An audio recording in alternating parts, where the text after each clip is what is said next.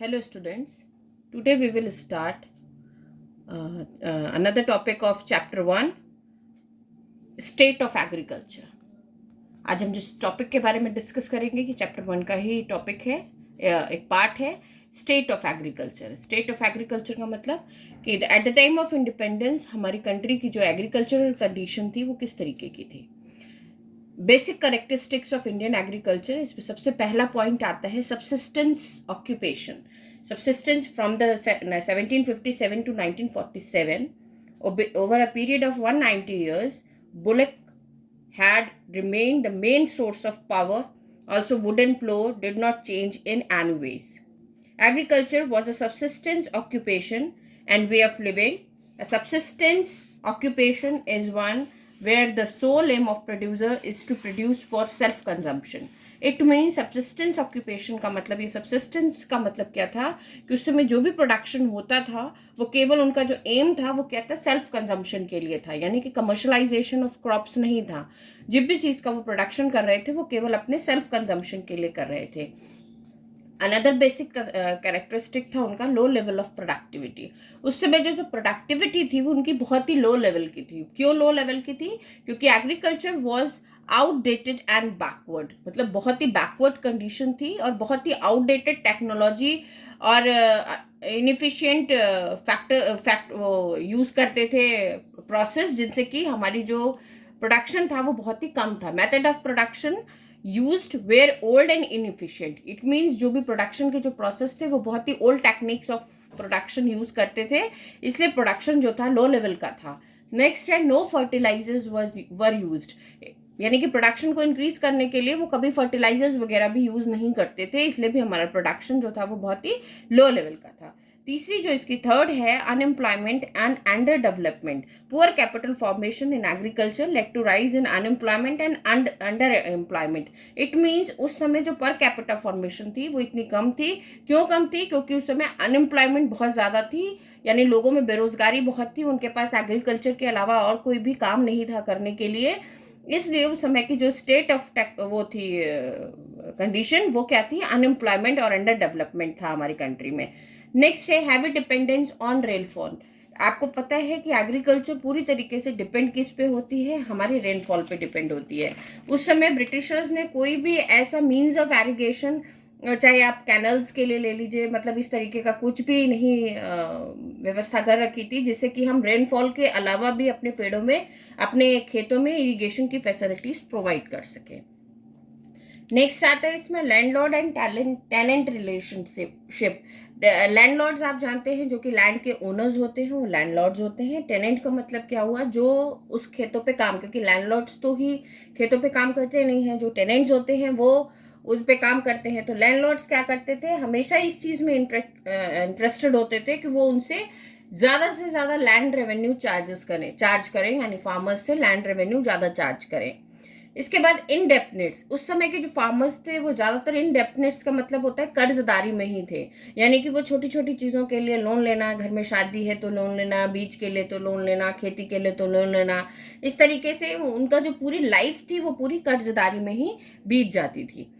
Factors leading to backwardness in Indian agriculture, मतलब factors कौन कौन से हैं ऐसे जो कि बैकवर्डनेस इंडियन एग्रीकल्चर के हैं, मतलब जो फैक्टर्स हैं, जो कौन कौन से ऐसे फैक्टर्स हैं जो इफेक्ट करते हैं इंडियन एग्रीकल्चर को। सबसे पहले है land revenue system.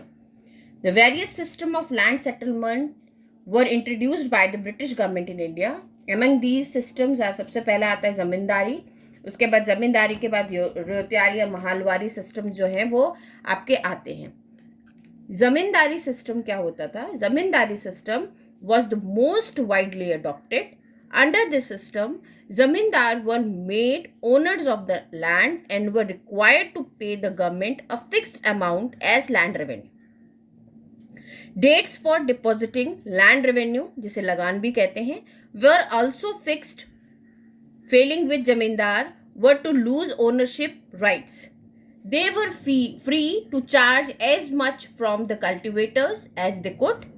This system resulted in exploitation of the cultivators. The profit arising out of agriculture went to zamindars instead of the cultivators. Zamindars did not to zamindar did nothing to improve the condition of the agriculture even. It means कि ये जमींदार जो थे वो लेते जरूर थे farmers से, खूब ज़्यादा लगान वसूलते थे, लेकिन वो एग्रीकल्चर कंडीशन को उसको इम्प्रूव नहीं करते थे। यानी कि फार्मर्स की जो कंडीशन थी वो पुअर की पुअर ही बनी हुई थी। The main interest of the जमींदार was only to collect the maximum possible rent regardless of the economic condition of the cultivators.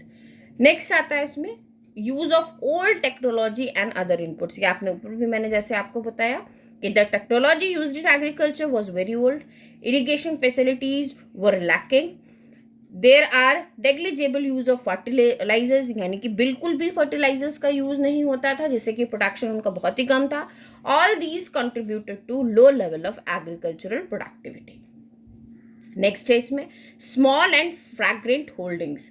Land holdings were both small as well as fragmented. Fragmented का मतलब क्या होता है, उनके पास खेत तो थे लेकिन उनके खेत जो थे वो बिखरे हुए थे, यानी कि एक खेत यहाँ पे है तो एक खेत यहाँ पे है, एक खेत यहाँ के, तो उनको उसको मैनेज करने में बहुत प्रॉब्लम होती थी। इसे कहते हैं फ्रेगमेंटेड लैंड होल्डिंग्स।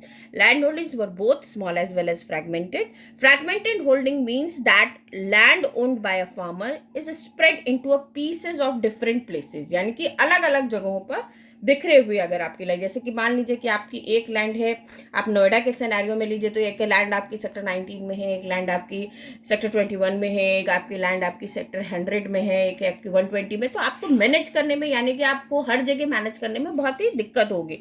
तो इस तरीके से फ्रेगमेंटेड लैंड होल्डिंग्स थी। Accordingly, most land holdings were uneconomic, yielding low output at high cost. यानी कि अब आपको क्या करना पड़ेगा, जब आपकी फ्रैगमेंटेड लैंड होल्डिंग होगी तो आपको उस पर हाई कॉस्ट लगानी पड़ेगी, यानी कि आपको हर जगह पानी के लिए इरिगेशन की फैसिलिटीज होगी, हर जगह आपको सीड्स पहुंचाने पड़ेंगे। इस तरीके से वो बहुत ही कॉस्टली पड़ती है, यानी कि खेती कम होगी, वो आमदनी अठन्नी और खर्चा रुपया वाली स्थिति। नेक्स्ट आती है फोर्स्ड कमर्शलाइजेशन ऑफ एग्रीकल्चर। आपने ऊपर पढ़ा सब्सिस्टेंस ऑक्यूपेशन, यानी कि उस समय जो खेती होती थी वो केवल अपने कंजम्पशन के लिए, यानी वीट एंड राइस की खेती। अब जब ब्रिटिशर्स आए तो उन्होंने उनको कहा हमारे कंट्री के लोगों को क्या कहा कि आपको कमर्शलाइजेशन करनी है क्रॉप्स की। कमर्शलाइजेशन का मतलब कि आपको इंडिगो, कॉटन, जूट, इस तरीके के जो कमर्शियलाइज, यानी कि जो इंडस्ट्रीज में यूज होने के लिए प्रोडक्ट होते हैं, उस तरीके के प्रोडक्ट को प्रोड्यूस करना है, ना कि आपको वीट और राइस। तो forced commercialisation of agriculture, commercialisation of agriculture means production of crops for sale in the market rather than for self-consumption. Farmers were forced to produce commercial crops like indigo, cotton and jute, which are to be used by the expanding British industries. जैसे कि Indigo जो था, Indigo क्या है, Indigo was needed by the rapidly expanding textile industries in Britain for dyeing and bleaching purposes. By offering a high market price, the farmer were induced to substitute commercial crops for food crops. यानी कि उनको force किया जाता था कि वो food crops को ना उगा करके कमर्शियल क्रॉप्स को उगाए। अच्छा, सबसे बड़ी दिक्कत क्या थी कि इंडिगो की खेती करने के लिए भी, कि इंडिगो जिस भी लैंड पे उगाई जाती थी वो क्या हो जाती थी, उसके बाद बंजर हो जाती थी, उसकी फर्टिलिटी जो थी वो खत्म हो जाती थी। इसलिए जो हमारी एग्रीकल्चरल कंडीशन थी वो उस समय बहुत ही ज़्यादा बैकवर्ड थी। Thank you.